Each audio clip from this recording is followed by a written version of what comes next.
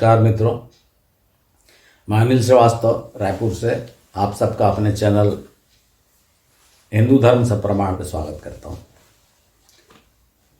मित्रों, अभी इस चैनल पे जो हम हिंदू धर्म को की वास्तविकता ढूंढने का प्रयास कर रहे हैं, जानने का प्रयास कर रहे हैं, और जो हमने ये माना है कि ये इतिहास है, कोई गप नहीं है, माइथोलॉजी जो आप बोलते हो नहीं है, ये वास्तविकता है, तो उसको ढूंढ निकालने का प्रयास मैं कर रहा हूँ। और जो भी मेरा प्रयास है, जो मैंने पढ़ा है, ढूंढ कर निकाला है, वो आपके सामने प्रस्तुत कर रहा हूँ। तो अभी जो हम विष्णु के अवतारों पर चर्चा कर रहे हैं, तो मैंने आपको अभी 3-4 अवतारों के बारे में बताया। अब मैं आज आपको विष्णु के उस अवतार के बारे में बताऊंगा जिसका आपको नाम भी नहीं मालूम। देखिए, बड़े आश्चर्य की बात है कि हम उस अवतार का नाम ही नहीं लेते, और वो अवतार है वामन अवतार। अब आप कहेंगे कि मैं तो नाम लिया, नाम नहीं, वामन अवतार। भाई, किसी के फिजिकल जो उसका अपीयरेंस है, आपने वामन अवतार कह दी, लेकिन उनका नाम क्या था? देखिए, मैं आपको यहां पर एक स्मरण दिला दूं कि माता अदिति के, कश्यप ऋषि और माता अदिति के जो 12 पुत्र हुए। देखिए, ऋग्वेद में वैसे 8 ही पुत्रों का वर्णन है, लेकिन पुराणों में 12 पुत्रों का वर्णन है।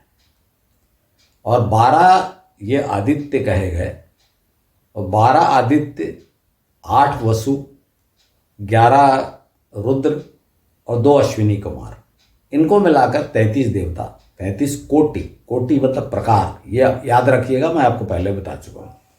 कोटि मतलब करोड़ों बोल के जो मजाक उड़ाते हैं, वो ठीक नहीं है।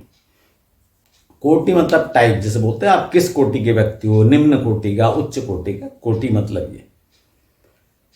तो जो 12 आदित्य हुए, मैं आपको बता चुका, ऋग्वेद में 8 ही कहा गया है। उसमें एक कथा है कि ऋग्वेद में एक श्लोक है कि माता अदिति अपने 8 पुत्रों को लेकर स्वर्ग गई, और एक पुत्र को स्वर्ग में छोड़ आई, 7 को लेकर आ गया, और एक जो स्वर्ग में पुत्र है वो है सूर्य, ऐसा कहा गया। तो 8 पुत्र का वर्णन है, लेकिन पुराणों में 12 कहा गया, और 12 मिला के ही 33 होते हैं। 33 अपन जानते हैं। तो इसमें से वेद में, ऋग्वेद में 7वां पुत्र कहा गया इंद्र, और 8वां पुत्र जो है सबसे छोटा, उसे वामन के नाम से जाना गया। लेकिन वामन का नाम क्या था? कोई माता अपने पुत्र का नाम वामन तो रखेगी नहीं, तो फिर क्या नाम था? और एक बात मैं और याद दिला दूं कि ये जो 12 पुत्र हुए, इन सबका नाम देवताओं के नाम, इसीलिए देवता कहे गए, जो नैसर्गिक देवता थे आदिकाल में। जैसे जो सबसे बड़ा पुत्र था, तो आसमान में सूरज तो एक था ही, जो रोशनी देता, सबको पालता था, और इसी सूरज को सबसे पहले ऋग्वेद में विष्णु कहा गया है, सबको पालने वाला।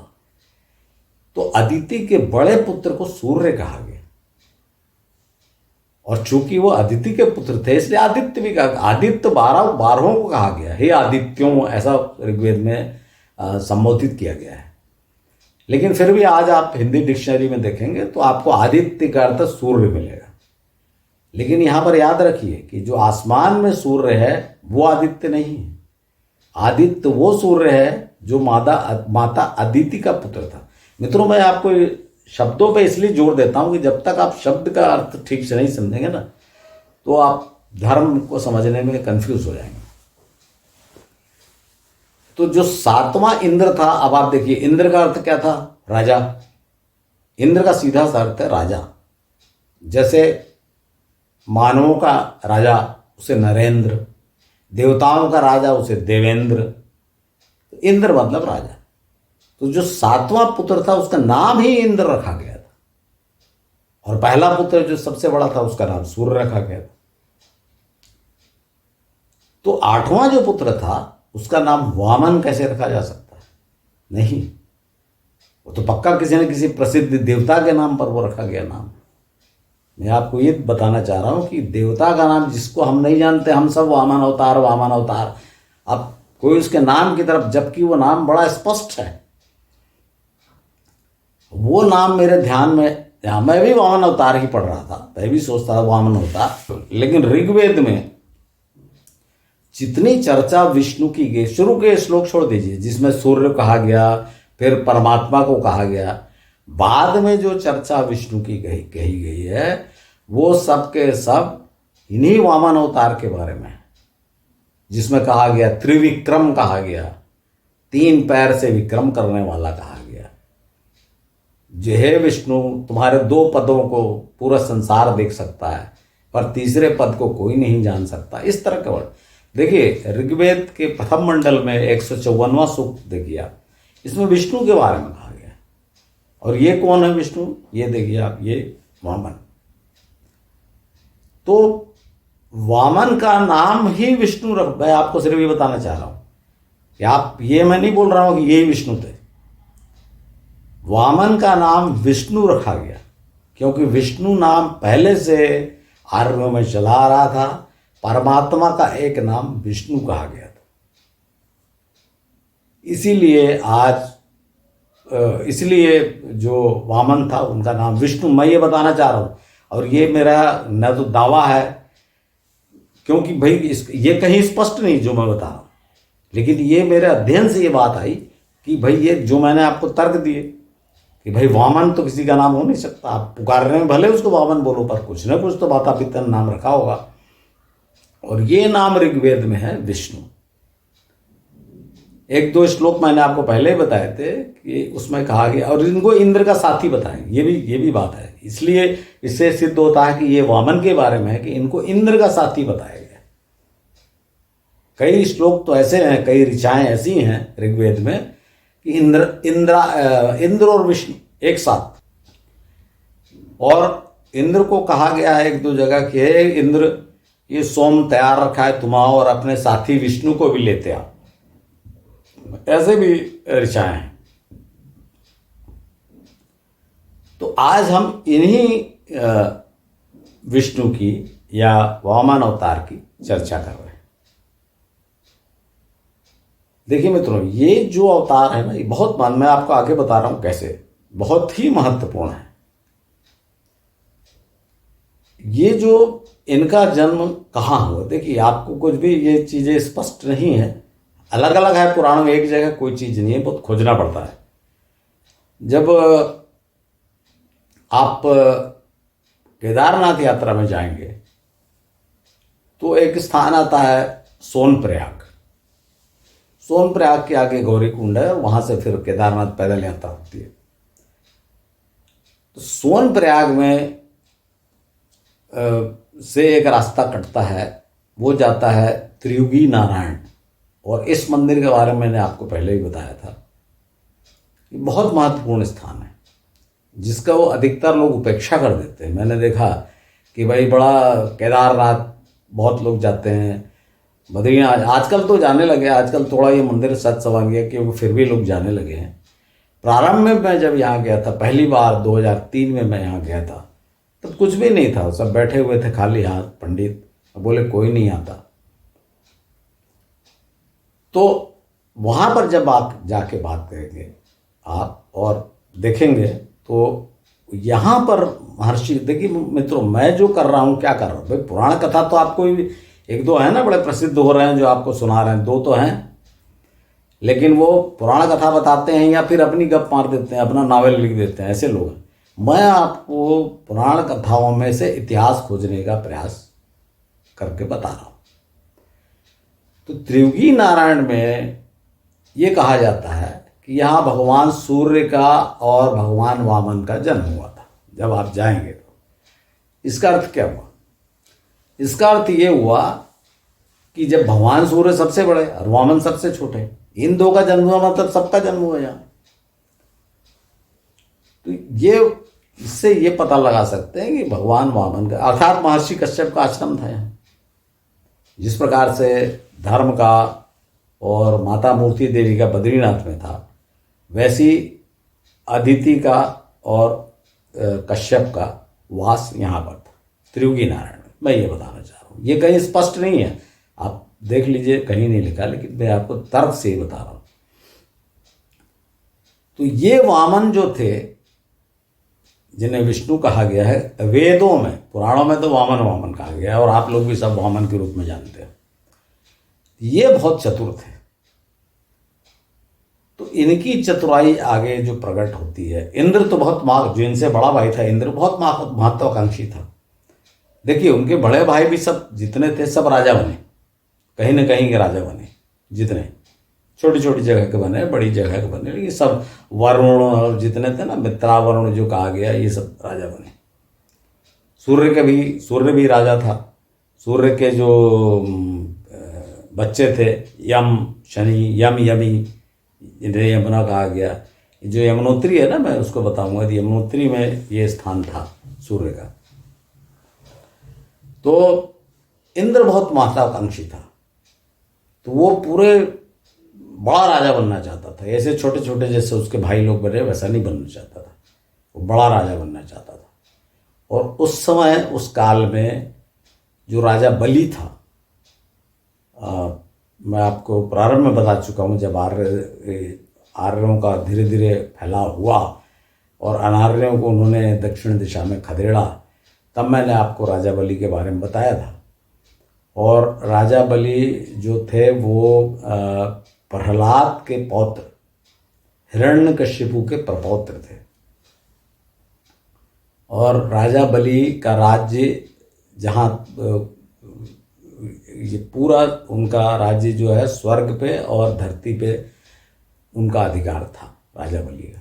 उनसे बड़ा राजा उनके समय में कोई, अत्यंत प्रतापी, बहुत जबरदस्त राजा बलि, और उनको हराया नहीं जा सकता था। उनका एकमात्र तरीका था कि उनसे छल से राज्य ले लिया जाए। तो एक बार जब वो यज्ञ करने बैठे, तब ये वामन, मैं उनको वामन ही कहूँगा जिससे आपको समझने में, उनको विष्णु मैंने बता दिया कि नाम था उनका विष्णु, और आपको कहा ये बताया जाता है कि विष्णु ने वामन रूप धर कर इस तरह का, तो वामन ही कहेंगे। तो वामन ने जाकर उनसे छल से धरती ले ली। अब देखो मित्रों, इसमें कैसे ले ली, 3 पग, ये आपको पुराणों में वर्णन है कि पहले पग में उन्होंने, जो मैंने आपको एक कहानी सुनाई गंगा वाली पिछले एपिसोड में, तो पहला पग स्वर्ग में रखा, दूसरा पग से पूरा पृथ्वी नाप दी, तीसरा पग कहाँ रखें। तो जब आप अभी गूगल में सर्च करेंगे तो आप वामन अवतार ऐसा डालिए, तो देखिए उसमें आ जाएगा कि वो वामन है छोटे से, और वो अपना पैर जो है बलि के सिर पे रखे हुए हैं। क्यों, कहानी इस प्रकार है कि बलि ने कहा कि प्रभु मेरे सिर पर रखिए आपका तीसरा पाँव। वामन ने कहा कि भाई 2 पाँव में तो तुम्हारा सब राज्य खत्म हो गया, और तुमने 3 पग बोला था धरती, तो अब कहाँ से तीसरा पग कहाँ रखूँ मैं। तो उन्होंने कहा कि भाई मेरे सिर पर रखिए। और सिर पे रखने के बाद उनको कहाँ भेजा, वो मैं आपको बताता हूँ कहानी कहाँ भेजा। यही बहुत इंटरेस्टिंग है। और आप हिंदू धर्म की कहानियाँ सुनते जाइए, आपको इनको कहानियाँ मत सोचिए, मैंने आपको पिछले 2 एपिसोड से कहानी सुना रहा हूँ। ये आपके जीवन में रोज रोज की चीज़ों में ये कहानियाँ उपस्थित हैं। इन वामन ने उनको भेजा, राजा बलि को, केरल। फिर आपको आश्चर्य होगा कि भाई केरल, भाई पुराणों में कहा गया है कि राजा बलि को पाताल लोक में भेज दिया। अब पाताल लोक भेज दिया तो मैं आपको कैसे कह रहा हूं कि केरल। मित्रों, जब आप देखिए, इसके लिए बहुत ढूंढना पड़ता है ना, ढूंढो, सतर्क रहो, आंख खुली रखो और घूमते रहो, पढ़ते रहो और घूमते रहो। केरल में एक बड़ा प्रसिद्ध त्यौहार है जो आप सब जानते हैं, और जो अब लगभग पूरे भारत वाले जानते हैं, मनाया जाता है, और उसका नाम है ओणम फेस्टिवल। ये ओणम वो त्यौहार है जब केरल के लोग मानते हैं कि राजा बलि, जो ओणम वीक होता है पूरा 1 हफ्ते में मनाया जाता है, कि राजा बलि इस समय अपनी प्रजा का हालचाल पूछने आते हैं। अब बताइए, राजा बलि सिर्फ केरल में अपनी प्रजा का हालचाल पूछने क्यों आते हैं? मतलब सीधी बात है कि भाई वहां उनको भेज दिया था। अब इसके आगे की कहानी तो बहुत सुंदर है, वो भी मैं आपको लगे हाथ सुना देता हूं कि जब वामन यानी भगवान विष्णु अत्यंत प्रसन्न हुए बलि से कि भाई इसने अपना वचन निभाया, क्योंकि वो जो बलि के गुरु जो थे शुक्राचार्य, वो बार बार उनको मना कर रहे थे कि भाई ये जो वामन तुमसे दान मांग रहा है हाँ, वो कहानी मैंने आपको स्पष्ट रूप से शायद नहीं सुनाई कि जब राजा बलि जब अपने यज्ञ में दीक्षित होकर बैठे थे तो उसी समय वामन ब्राह्मण का रूप धारण कर आया वहाँ और उसने दान मांगा। दान मांगा तो राजा बलि ने हाथ में जल लेकर उसको वचन दिया कि ठीक है, तुम जो मांगोगे मैं दूंगा। तो उन्होंने 3 पग धरती मांगी। अब 3 पग धरती मांगी, त्रिविक्रम कहा गया, विष्णु से जोड़ा गया, वो अलग बात है क्योंकि मैं इसमें खुद कंफ्यूज हूँ। लेकिन जैसे भी हो, उन्होंने मांगा और उन्होंने पूरा राज्य उसका मांग लिया और उसको राज्य से निकाल दिया। और पाताल लोक जो कहा जाता था, जहाँ आर्य जाना पसंद नहीं करते थे दक्षिण दिशा में, वहाँ पर उनको भेज दिया। कहानी ये। तो मित्रों, जब वो भगवान विष्णु जो थे अर्थात वामन, वे बहुत प्रसन्न हुए बलि से और उन्होंने कहा कि भाई आपने अपना वचन निभाया और सर्वस्व त्याग कर दिया, तो बताइए मैं भी आपको कुछ वर देना चाहता हूँ। तो बलि ने इतना ही कहा कि मैं बहुत बड़ा राजा हूँ और मेरे बड़े दुश्मन थे, अब मैं तो गरीब हो गया, कुछ नहीं रहा, तो मुझे बड़ा खतरा है, तो आप मेरी रक्षा करिए। तो जो भगवान विष्णु थे वो उनके द्वारपाल हो गए, रक्षा करने लगे बलि की। तो मित्रों, आपको लगता है कि मैं अब कहानी सुना रहा हूँ, लेकिन आप सभी हिंदुओं ने कभी ना कभी, आपके घर में जब कथा होती है ना तो रक्षा सूत्र बंधता है, तब आप देखे होंगे पंडित ने, आप ध्यान भी नहीं देते होंगे पंडित क्या बोला, पंडित बुड़बुड़ाता है और बांध देता है रक्षा सूत्र, लेकिन इसे रक्षा सूत्र कहा गया है, रक्षा सूत्र कहा जाता है। और इस समय जो श्लोक पंडित बोलता है, ये न बद्धो बलि राजा दानवेंद्र महाबला, ये देखिए श्लोक आपके सामने है। तो ये श्लोक का अर्थ ये है कि जिस प्रकार से राजा बलि ने, हे प्रभु, आपको अपनी रक्षा के लिए वचनबद्ध कर लिया था, वैसे ही मैं भी आपको वचनबद्ध करता हूँ। और रक्षे माचल, माचल का मतलब होता है, ये रक्षा सूत्र को संबोधित करता है कि ये रक्षा सूत्र, तू इस बात पे अटल होना। माचल, माचल माने टलना मत, चलना मत, यानी अपनी स्थिर रहना। तो ये तो आपका रोजमर्रा काम है, जब भी आप कुछ भी आपके कथा शुभ कार्य होगा, शादी ब्याह होगा, तो ये रक्षा सूत्र बनता है और उसमें ये होता है। तो अब आप इसे कहानी, मैंने आपको जो बताया आपको कहानी लगी, लेकिन आप तो ये रोजमर्रा करते हो आप ये बात। दूसरी बात जो इससे जुड़ी हुई है कि जब लक्ष्मी जी को पता लगा, आज लक्ष्मी जी ने वेट किया कि भाई तो आ ही नहीं रहे, लक्ष्मी अर्थात, फिर बार बार मैं आपको लक्ष्मी बोलता, पहले आपको पहले ही बताया था कि लक्ष्मी केवल नारायण की पत्नी का नाम था, भृगु की पुत्री। लेकिन जो भी विष्णु अवतार है उनकी पत्नी के साथ, खास करके ये विष्णु वामन, बाकियों के साथ नहीं, जैसे राम के साथ तो आप सीता बोलेंगे, कृष्ण के साथ रुक्मिणी, राधा सब बोलेंगे, लेकिन लक्ष्मी जो बार बार शब्द यूज हुआ है वो वामन अवतार के साथ हुआ है, क्योंकि वामन का पता नहीं कि कौन क्या। अब जितने जहाँ भी है ना कि वो वहाँ विष्णु उपस्थित होगा, वो सब इन्हीं वामन की ही चर्चा है।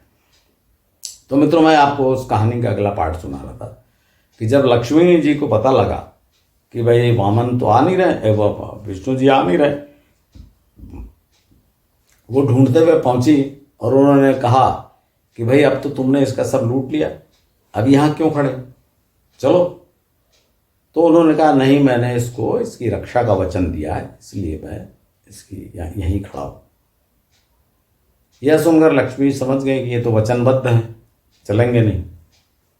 तो वे अंदर गई और उन्होंने बलि को एक धागा बांधा कलाई पे और कहा मैं तुम्हें अपना भाई बनाती हूँ।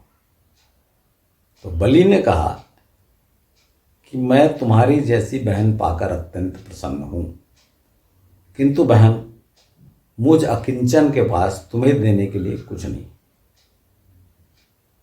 तो लक्ष्मी ने कहा कि मुझे भी तुमसे कुछ चाहिए नहीं,